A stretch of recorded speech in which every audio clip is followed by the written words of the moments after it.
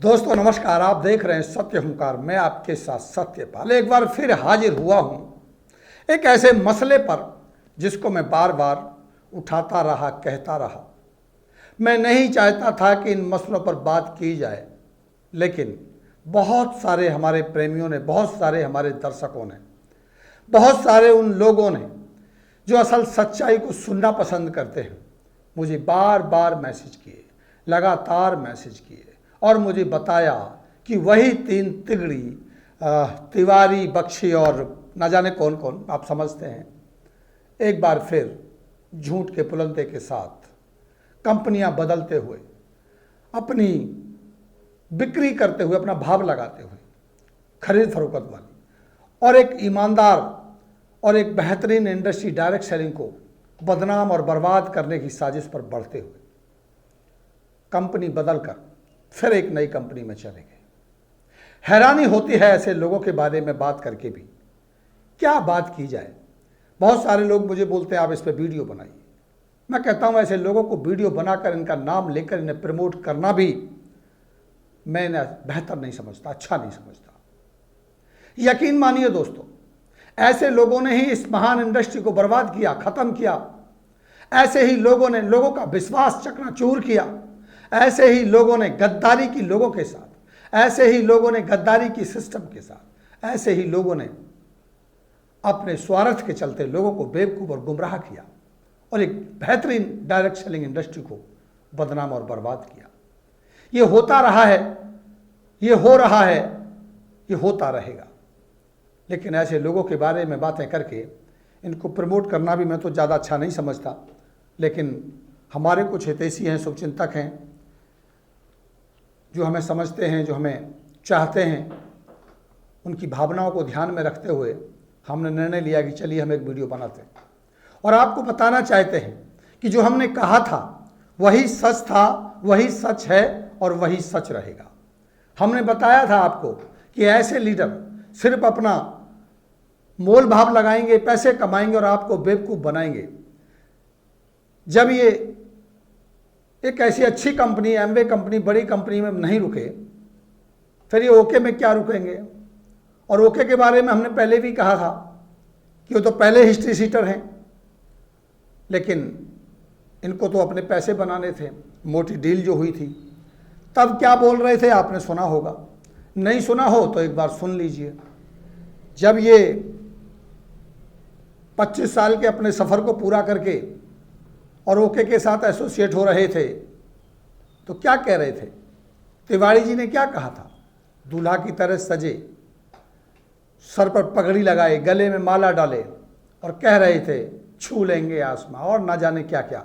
आप ही सुन लीजिए क्या कह रहे थे। सारन साहब के साथ बैठे, भाई इनके साथ तो जो बैठेगा ये तो सपनों का पूरा एकदम से पहाड़ है, खींचता चला गया। इनका प्लान जबरदस्त। 25 साल बिताकर ये समझ आया, 25 साल बिताकर ये समझ आया कि थैंक यू गॉड डी के साहब, वाह कमाल कर दिया। 25 साल में हमें अकल आई और मैंने कहा था आई नहीं अकल अभी आपको, अभी नहीं अकल आएगी आपको। आपको अकल जब आएगी जब आपको 4 आदमी उठा के लेके जा रहे होंगे, क्योंकि लोगों को बेवकूफ़ बनाने से आपका घर चलता है, लोगों को गुमराह करने से आपका घर चलता है, इस तरह के आडंबर रच के आपका घर चलता है। तो अकल तो आपको आई हुई है, अकल तो आपको 25 साल पहले ही आ गई थी जब आप डायरेक्ट सेलिंग में ज्वाइन हो गए थे। अभी आपको क्या अकल आई है, अब तो आई हुई अकल है और आप कह रहे हैं थैंक यू सारन साहब। गॉड डी के सारन साहब ने अब वो उपाय भी कर दिया कि हम अपने पैसे। और अब क्या कह रहे हैं, अब क्या कह रहे हैं जरा ये भी बताता हूं आपको, आप ही की फेसबुक वॉल से जो लोगों ने मुझे भेजा है। सुन लीजिए तिवारी जी, आप ही की बात अगर करें तो मुझे तो हैरानी होती है कि आखिर आप इस तरह का आडंबर, इस तरह का झूठ, इस तरह का ड्रामा बना कैसे लेते हैं। अब आप क्या लिख रहे हैं अपनी फेसबुक वॉल पे, विलायती कंपनी में गोरों के लिए अपने जीवन के 25 बहुमूल्य वर्ष बिताने के बाद अपने अपनों और औरों के सपनों को, अरे अपने ही सपने पूरे कर लो, औरों के क्या करेंगे आप।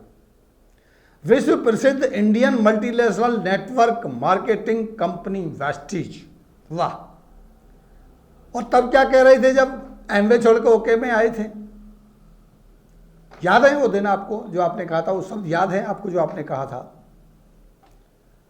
अब आप यहां ग्रेट मेंटोर एसपी भारेल, वही ग्रेट मेंटोर जो विलायती विलायती बहुत बोलते बोलते बुढ़ापा उनको आ गया, और उसके बाद भी वो विलायती शब्द उनकी जबान से खत्म नहीं हुआ, जबकि विलायती की वजह से ही वो पूरा जीवन बेहतरीन बिता पाए। जानते हैं ना आप तो उनके बारे में, हमने आपको बताया था क्या हालात थे उनके जब विलायती कंपनी में आए थे, और उसके बाद आज तक जीवन बेहतर उनका उस विलायती कंपनी की वजह से हुआ। उनके साथ अब आप कदम से कदम मिलाएंगे। मरते दम तक साथ निभाने की कसम खाई है आपने। कहाँ खाई थी? हरिद्वार की गंगा जी में खाई थी, हरिद्वार की हर की पैड़ी पे। अरे डूब मरने की बात कहते हैं लोग भाई साहब, कि चुल्लू भर पानी में डूब मरो। तुम्हारे इधर थोड़ा जाओ तो गंगा बह रही है यार, डूब मरने की जरूरत ही नहीं, डुबकी लगाओ जरा, तुम्हारा उद्धार हो जाएगा। कसम खाई है हर ऊंचाइयां छूने की और ना जाने क्या क्या। ये फोटो देखते रहिए साथ में। इनका क्या मतलब जमीर नाम की चीज कोई है कि नहीं पता नहीं। पिछले 6 वर्षों से काफी आशान्वित था, बहुत उम्मीद थी आपको 6 वर्ष से कि आप अमीर हो जाएंगे ना।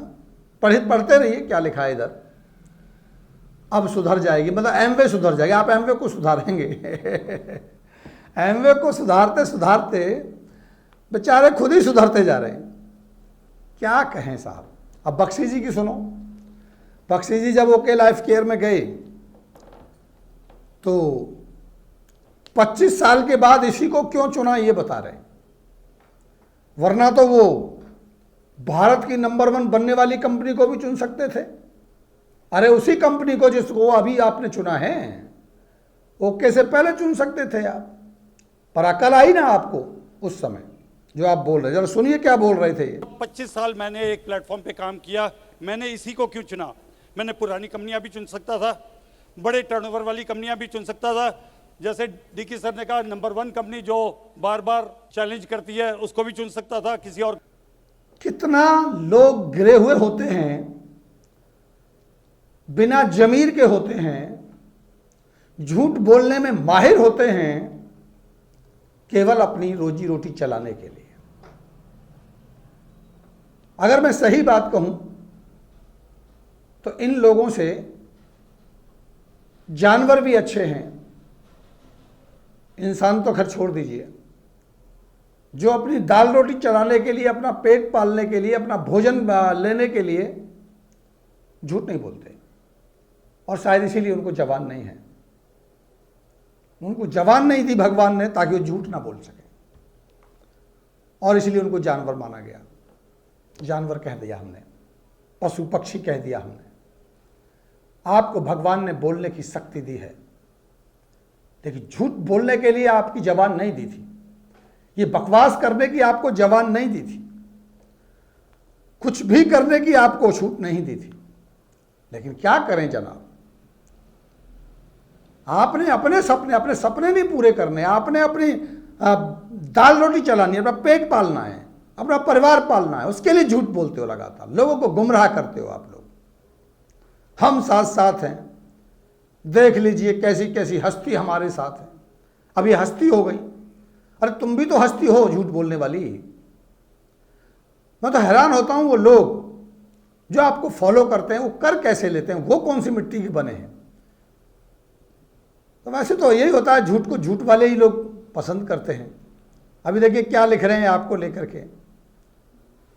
मेरे पास लोगों ने कुछ फोटो भेजे हैं, ये देख रहे हैं आप। लोग सुनना चाहते हैं आपके बारे में अच्छी अच्छी बातें जो मैं सुना रहा हूं आपको। ये मैं इसलिए नहीं सुना रहा हूं मेरी आपसे कोई दुश्मनी है या मुझे कोई फर्क पड़ता है। मैं इसलिए सुना रहा हूं कि बहुत सारे लोग आपको लेकर के यही बात सुनना चाहते हैं कि आप कौन हैं, आपके बारे में जानना चाहते हैं। अब कुछ आपके सहभक्त, आपके भक्त नहीं, एक तो आपके भक्त होते हैं जो आपके साथ जाते हैं, आपके साथ पीछे पीछे चलते हैं, यस्सा हाइशा सपने पूरे करेंगे।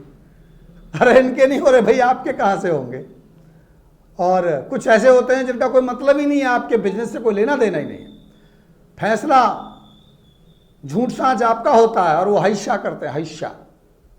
तो वो लोग कर रहे हैं, कुछ लिख रहे हैं। देखिए 25 साल से डायरेक्ट सेलिंग इंडस्ट्री को सर्व करने वाले, ओहो हो, मतलब हमें यही नहीं समझ आ रहा है कि आप 25 साल की कहानी में रो रहे हैं या हंस रहे हैं।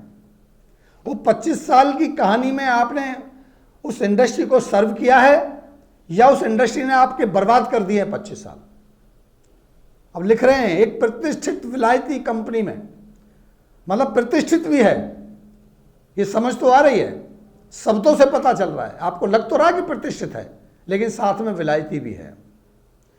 लोगों को अपने जुनून और जज्बे से सींचने वाले, मतलब लोगों को सींचा है आपने वहां, तो सींचने की फैक्ट्री तो है वो। फाउंडर डायमंड एमवे श्री गुरु शरण सिंह, मतलब टाइटल तो ऐसे लगाया जैसे आईपीएस आईएएस हो गए हैं आप, जैसे माननीय लोकसभा के अध्यक्ष हैं आप। फाउंडर डायमंड, वाह, देहरादून के, वाह बख्शी जी वाह। फाउंडर एमरल्ड एस के कल्पना तिवारी, देहरादून से। कल्पना तिवारी कम, फाउंडर एमरल्ड है ज्यादा। समझ आ रही है ना बात। प्लैटिनम से, पता नहीं कब कौन से जमाने में से, का हार्दिक स्वागत करते हैं। स्वागत कौन कर रहे हैं? जिनका कोई लेना देना इनसे है ही नहीं। अब देखिए नीचे क्या लिखा है, ज़्यादा नहीं पढ़ूंगा, नहीं तो प्रमोशन मिलता है इन लोगों को। ऐसे लोगों को क्या प्रमोट करना है जो इंडस्ट्री को ही नहीं, इस देश के भविष्य को बर्बाद करने पर तुले रहते हैं, लोगों को कंफ्यूज करते हैं। उनके इस निर्णय को सलाम है। अरे भाई ओके में गए थे, तब भी आपने इनके निर्णय को सलाम नहीं किया था क्या? अच्छा, उधर भटके गए थे और जब 25 साल तक किसी प्रतिष्ठित कंपनी में काम कर रहे थे तो भी सलाम कर लेते हैं। हजारों लोगों के सपने पूरे करने का निर्णय लिया है। 25 साल में किसी का सपना हुआ नहीं। अब तो 26 बोलिए ना भाई। एक साल तो तुमको वहां हो गया जहां तुमने चेक लिए थे मोटे मोटे, वो चेक मैंने दिखाए थे और मैंने कहा था आपसे कि एक साल से ज्यादा आप यहां रुक नहीं सकते, क्योंकि तुम्हारे को दलाली खाने की जो आदत लग गई है, तुम्हारे को जो झूठ बोलने की आदत लग गई है, रुक नहीं सकते। और आपने जो जीने मरने की कसम खाई है ना, ये आपकी मजबूरी है। अब आपको कोई पूछेगा ही नहीं। यहां के अलावा आपको अब कोई नहीं पूछेगा, क्योंकि इंतहा हो चली है आपके झूठ और ड्रामे की। मिस्टर तिवारी एंड बख्शी, फिर कह रहा हूं आपसे, माफी मांगिए इन लोगों से जिन लोगों को आपने गुमराह किया है। माफी मांगिए उन हजारों डायरेक्ट डिस्ट्रीब्यूटर से, डायरेक्ट सेलर से, जिन लोगों को आपने कंफ्यूज किया है। ना कि एमवे के, ना कि ओके के, ना कि वेस्टीज के, बल्कि भारत में चल रही हजारों कंपनियों के डिस्ट्रीब्यूटरों को आप कंफ्यूज करते हैं अपने स्वार्थ के चलते।